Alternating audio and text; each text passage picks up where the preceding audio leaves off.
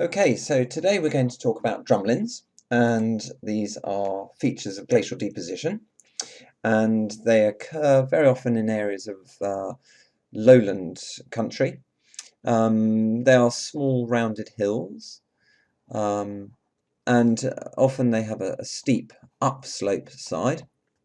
This is known as a stoss, as the stoss slope, and a more gentle, elongated leeward slope, which gradually slopes away.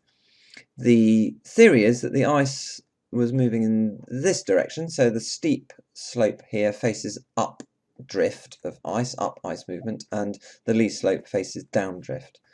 So the formation of these is up to some debate, and so we'll go through some of the theories in a minute. So, what are the characteristics? We know they are smooth, elongated mounds of till. The long axis is parallel to the direction of the ice movement, and they are somehow streamlined into these elongated hills, and we can see them here. So the idea here is that the ice probably came from this direction and deposited lodgement till and subsequently shaped these hills into these elongated shapes. They're found in clusters very often, and these are called drumlin swarms, or sometimes basket of eggs topography.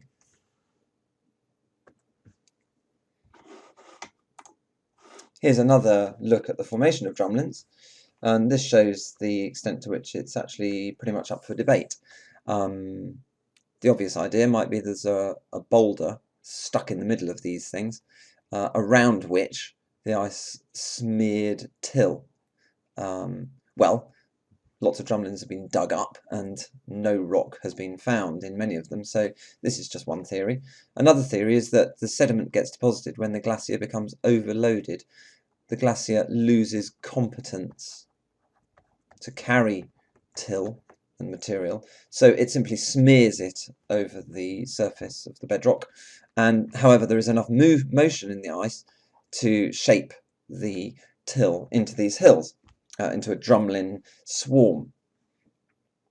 So remember that till is unsorted. That means it contains all sorts of different sizes of material, from big boulders to tiny bits of clay. Hence, in some parts of the world, it's known as boulder clay. So that's the stuff it's made from. And there are a few theories about how they are formed. Well, what do they look like? Here's a quick review of some of the typical characteristics of drumlins. They very often appear in pastoral landscapes, so farms take the advantage of the increased surface area to increase their field sizes, and so often you'll see them in areas which are populated as farming regions. They're often accompanied by lakes, and they appear as the islands and so on in between lakes. There's another typical view of a drumlin swarm. Let's just take a quick look at some in the UK, which are found in the northwest. And if we take a look, we can see here that this area, called Hellifield, contains a lumpy sort of landscape near Settle. And you can probably make out that this is indeed an area where the ice was spreading out from its highland constrained course. So the ice would have come down these valleys here, and then spread out from here as well, and then spread out across this plain, maybe as some sort of Piedmont glacier. Now that spreading out could enable the ice to become less competent. It was carrying lots of material, having eroded it from this highland area up in the Yorkshire Dales, and therefore it would start depositing material and shaping it at the same time. Let's have a look at a few examples here of what they actually look like. So here we go, into Street View, and oh, there we are. So here are some drumlins. They're not very spectacular, but they're interesting features. You can see this. Whoops, that's not right. You can see that they show this typical elongated shape here. There's a drumlin there. There's some more drumlins in the background. There's another one over there. So here's a drumlin swarm in Hellifield. If we take a look at another example, just zoom out a little bit. Here's another example of a drumlin in the drumlin swarm at Hellifield. And there's a good view of it right there.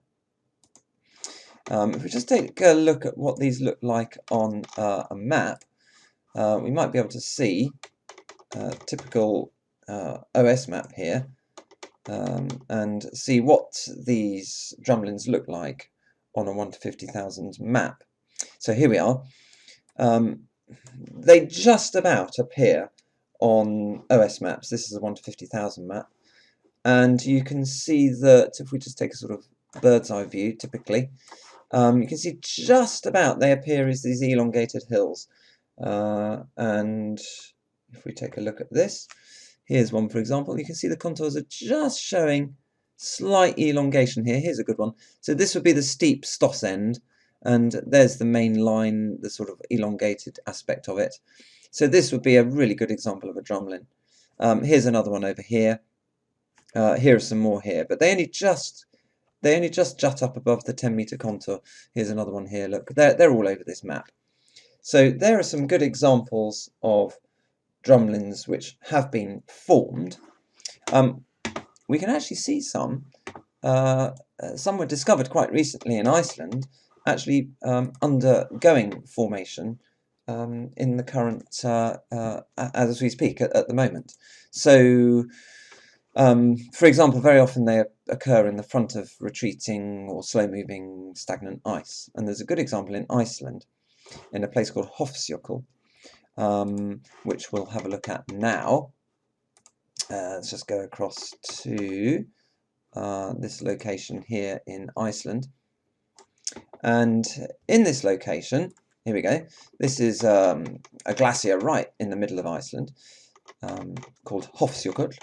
Unusually, this glacier has actually gained mass balance in recent years. With the 2014-15 season saw more snow falling than melting, mainly because of the cool summer experienced in Iceland. Well, that's only partly relevant to the drumlins here. Múlajökull drumlin field shows a Piedmont glacier, one that's spreading out from the outlet. It's an outlet glacier of Hofsjökull. And here, look, we can see some pretty good, what look like drumlins, and in fact they've been confirmed as such. So we can actually see that they're emerging from under the ice. So if you're a drumlin enthusiast, this is pretty exciting stuff. So here they are. Here are the drumlins emerging from underneath Múlajökull glacier in Iceland, separated by what might be kettle holes or just proglacial lakes. So there we go. There's some actual a glacier actually forming this rather splendid drumlin field. So we can have a look at that here. Here they are again. A series of drumlins appearing in front of this ice sheet. I think that more or less covers drumlins and drumlin formation. So I hope you enjoyed this video, and see you again soon.